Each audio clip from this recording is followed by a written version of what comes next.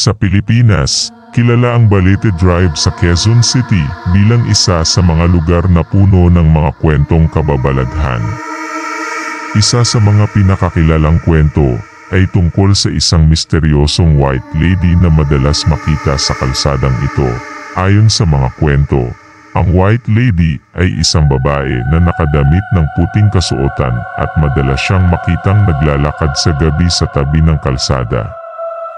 Iba't ibang bersyon ang kwento tungkol sa kanyang pagkakakilala, ngunit ang pangunahing kwento ay nauukit sa isipan ng mga taong nagpapakwento nito. Isang gabi, may isang lalaki na nagmamaneho sa Balete Drive pauwi mula sa trabaho nang biglang may napansin siyang isang babae na naglalakad sa tabi ng kalsada.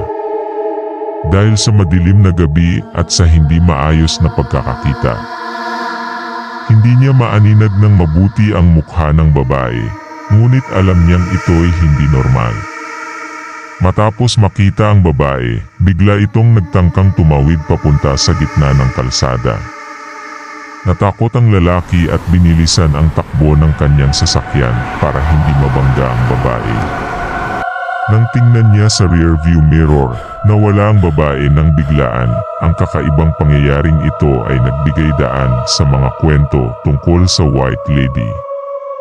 Marami ang nag-aangkin na sila'y nakakita na rin ng babae na may puting kasuotan na lumalabas mula sa mga puno ng Balete Tree, na kilala rin sa pangalang Banyan Tree, na matatagpuan sa Balete Drive.